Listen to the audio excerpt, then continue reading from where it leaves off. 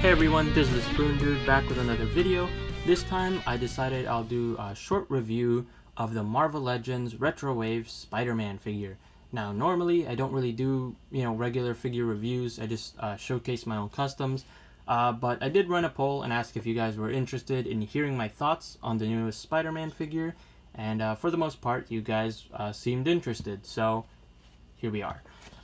If you subscribe to me, obviously, I'm a big fan of Spider-Man. I did several videos on various Spider-Man figures already. I just love the character. I think he's great. So obviously, when Hasbro announced this new Spider-Man, I was very excited, and I obviously had to get him. Here's the packaging. It's the retro style card on the Spider-Man animated series toy line from the 90s, which was a little bit before my time. I don't really remember this, but that's there if you're into that, but obviously I'm here for the figure.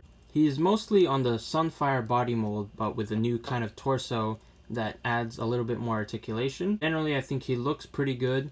If there are any kind of problems with the Sunfire body mold, I guess the shoulders are a little bit small, but other than that, I think it looks pretty good. But I think it's pretty fitting for Spider-Man, especially this more classic version. He's still a little bit slim, but he's also a little bit more muscular than some other Spider-Man figures. I really like the colors on this guy. I think he has a nice sort of bright red and a bright blue. Looks a little bit darker on camera. I do wish it was a little bit lighter, maybe a little bit closer to this kind of shade of blue. Maybe not this bright, but a little bit closer. But that's neither here nor there. I think he still looks pretty nice. Here comes with a couple accessories. You get some interchangeable web shooting hands. I do wish he came with open hands. It is a bummer that he doesn't have sort of the wall crawling hands, so I just tend to use the Ultimate Spider-Man hands. The Ultimate Spider-Man hands do fit. They are a little bit small compared to the other hands that he does come with, but there you go. And he comes with two heads. So here's a head he wears out of package, and personally I'm not that fond of this head. First of all, the paint is atrocious. I don't even know how that got out of the factory. That looks really bad. These lines don't even connect. However, even ignoring the kind of sloppy paint job, something just looks off about the eyes. They don't quite look right to me. I'm assuming this head is supposed to be sort of the John Romita style Spider-Man, because this figure, the other head is a Steve Ditko style, and a lot of the other figures in the same wave seem to be kind of based on kind of 60s, 70s era of Spider-Man, minus that 90s armored Daredevil, I guess, but every other figure seems to be very much classic inspired. I mean, there's a Gwen figure, for crying out loud. So I am assuming this is a John Romita style Spider-Man head, and for that, it doesn't quite hit the nail on the head.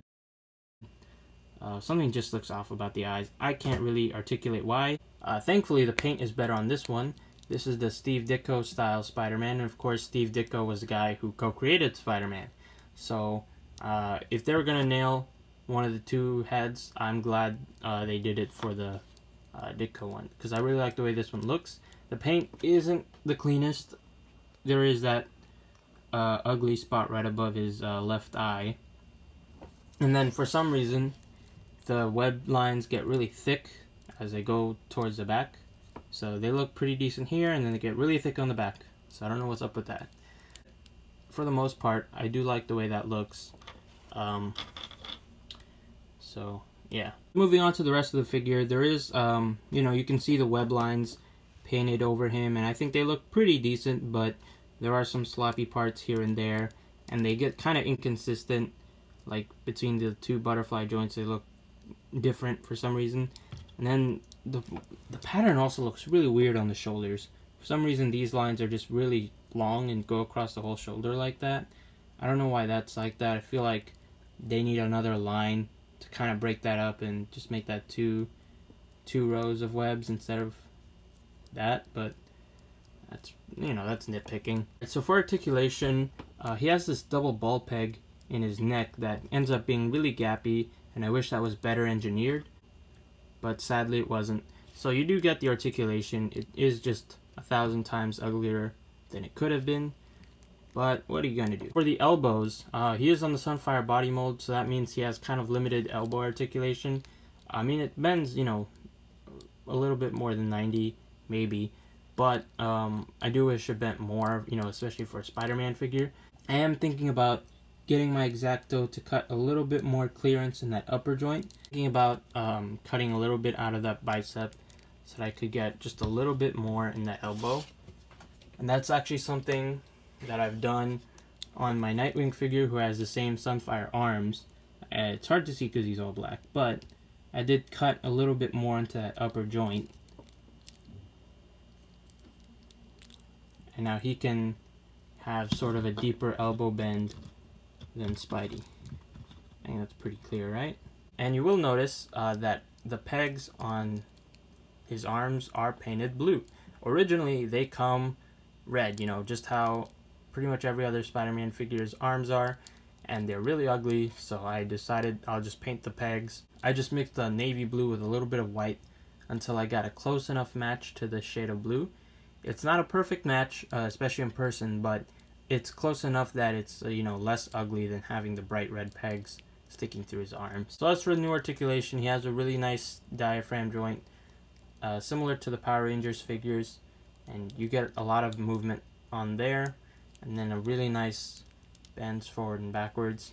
You don't have a waist swivel, but honestly I don't miss it that much. You can still get him into a lot of poses, and I mean, yeah, the rotation up here does break up that that costume pattern, but you know, that's action figures, so yeah, I'm not bothered by it that much. And then he has these really nice hip joints that drop down, similar to like an import figure, and that allows the hips to kick up a lot. But more importantly, it allows enough room for that leg to sort of go up and over without hitting this upper piece too much, and that's really nice. So that makes for some smooth articulation that makes him easy to pose, and I'm really happy about that. Last piece of articulation that I want to talk about is one he doesn't have: toe joints. He doesn't have a sort of bend in the toe, and this doesn't seem like that big a deal on most figures, but on a Spider-Man I feel like it's often really helpful to get him into a nice, you know, sort of crouching pose. I have a figure right here next to me, my Raimi Spider-Man figure, and you can see I do have him on toe joints, or on his toes, because they bend, and I think that's a really nice look that I kind of wish the new retro Spider-Man has. So you can't quite do that with this figure, and his ankles also don't bend up that much, so it's also, that also makes it kind of tricky to get him into some nice crawling poses. Also the fact that he doesn't have open hands, but you can just use your hands from a different figure. But yeah, minus those gripes that I have, I think for the most part he's a really nicely articulated, decently painted, nicely sculpted Spider-Man figure. And if he was the only Spider-Man figure you had in your collection, I think you would be pretty happy, because he is pretty nice. So I definitely recommend that if you haven't already, which you probably did, let's face it, but if you haven't already bought him or pre-ordered him, I'd say go ahead, because he is pretty nice. And yeah, so that's a Spider-Man figure. Hope you enjoyed the video. I know it's not what I usually do, so let me know in the comments below if you want to see more kind of regular action figure reviews alongside my custom figure videos, or should I just stay in my lane and only show my customs? Let me know in the comments below. Hit that like button if you liked the video, subscribe for more if you haven't subscribed yet, and make sure to check out my previous videos and look forward to my new ones. Hope to see you on my next video. Thanks for watching.